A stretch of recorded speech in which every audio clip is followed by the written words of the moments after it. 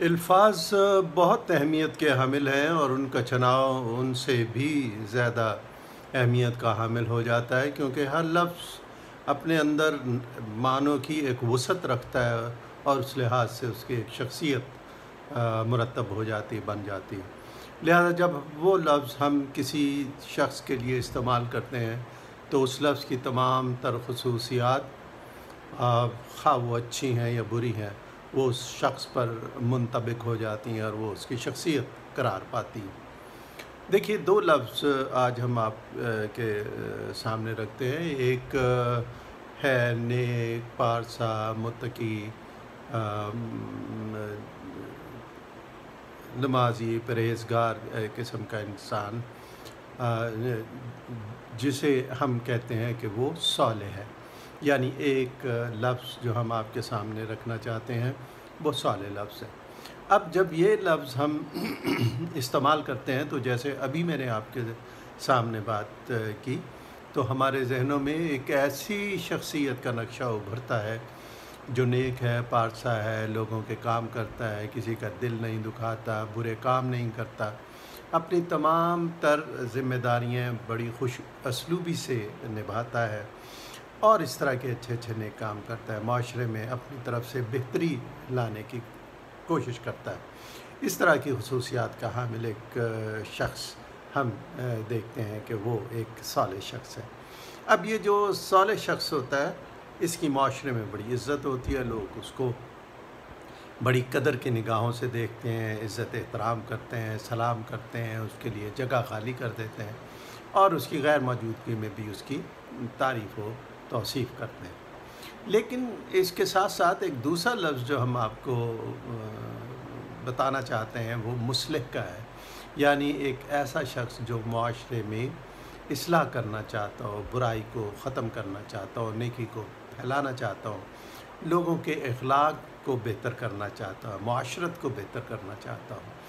تو جب ہم یہ لفظ کہتے ہیں کہ فلاں شخص مصلح ہے، اصلاح کرنے والا ہے، تو ہمارے ذہن میں یہ تمام تر جو خصوصیات ہیں اس شخص کی ہمارے سامنے آ جاتی ہیں۔ اب عجب تماشا ہے کہ جب ایک صالح شخص ہمارے سامنے ہوتا ہے، ہم توصیف کرتے ہیں۔ دیکھیے، حضور پاک علیہ الصلوۃ والسلام نے ظاہری نبوت کے اعلان سے پہلے جو مکہ میں 40 سال کی زندگی گزاری، اس میں کفار آپ کی شخصیت سے انتہائی متاثر تھے، وہ آپ کو صادق اور امین کہتے تھے۔ حتیٰ کہ ایک موقع پہ جب حضور پاک نے یہ فرمایا کہ اگر میں یہ کہوں کہ اس پہاڑ کے پیچھے سے ایک لشکر تم پر حملہ آور ہونے والا ہے، تو سب نے کہا کہ ہاں، بے شک ہم مان لیں گے، کیونکہ آپ نے ہمیشہ سچ کہا ہے۔ تو یعنی جب حضور کی وہ شخصیت لوگوں کے سامنے تھی، جب ابھی آپ نے نبوت کا اعلان نہیں کیا تھا، تو لوگ آپ کی شخصیت سے اتنا متاثر تھے کہ وہ آپ کو صادق اور امین کہتے تھے، پکارتے تھے۔ لیکن جب آپ نے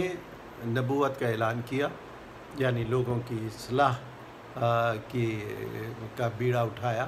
پروردگار کا جو پیغام تھا وہ لوگوں تک پہنچایا، لوگوں کو بتایا کہ وہ کیا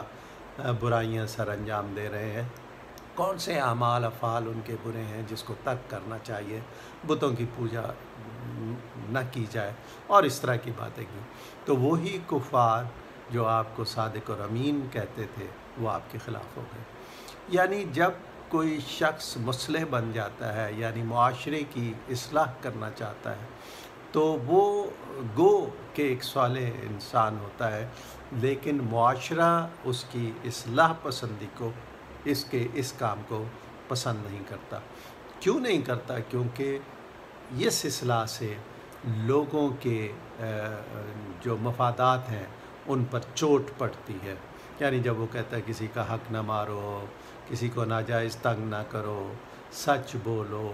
کام پورا کرو، پورا تولو، ہاں، کسی کو ناجائز مار پیٹ نہ کرو، قتل و غارت نہ کرو، کسی کا حق نہ کھاؤ،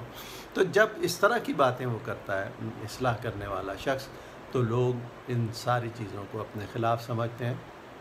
وہ سمجھتے ہیں کہ ہمارا جو حق ہے جو ان کی نظر میں ایک حق ہوتا ہے، ان کے جو مفادات ہیں ان کو یہ نقصان پہنچا رہا ہے۔ لہٰذا یہ سمجھتے ہوئے کہ یہ ہمارے مفادات کو نقصان پہنچا رہا ہے، لوگ اس شخص کے خلاف ہو جاتے ہیں جسے کبھی وہ بڑی قدر کی نگاہ سے دیکھتے تھے، تعریف و توصیف کرتے تھے، لیکن اب جب کہ اس نے اصلاح کرنے کا کام سر انجام دینا شروع کیا تو اسی شخص کو لوگ اچھا نہیں سمجھتے، برا سمجھنے لگتے ہیں، اس کی طرف طرح طرح کی باتیں منسوب کر دیتے ہیں۔ لہٰذا ہم سب کو یہ سوچ لینا چاہیے کہ جب تک ہم میں سے جو بھی شخص صالح ہے، نیک ہیں، تو لوگ عزت کرتے رہتے ہیں، لیکن جب ہم میں سے کوئی شخص اصلاح کرنے کا سوچ لے اور اس طرف قدم اٹھائے تو اسے یہ سوچ لینا چاہیے کہ یہ پرخطر اور کانٹوں بھرا راستہ ہے، اس میں اس کی اچھائیوں کو لوگ شک کی نگاہ سے دیکھیں گے اور اس کے لیے ہو سکتا ہے کہ اس کے مسائل پیدا کریں، اس کے راستے میں روڑے اٹکائیں اور اس کے لیے اور دیگر مسائل پیدا کریں۔ تو یہ دو لفظ میں نے آپ کو بتائے، ایک وہ جو صالح ہے اور وہ ایک وہ جو مصلح ہے۔ تو لہٰذا الفاظ کا چناؤ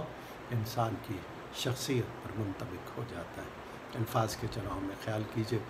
صالح بنیے، اصلاح کرنے لگیں، مصلح کرنے لگیں تو سمجھ لیجئے کہ وہ اصلاح میں مشکلات ہیں اور آپ کو ان کو جھیلنے کے لیے تیار رہنا چاہیے۔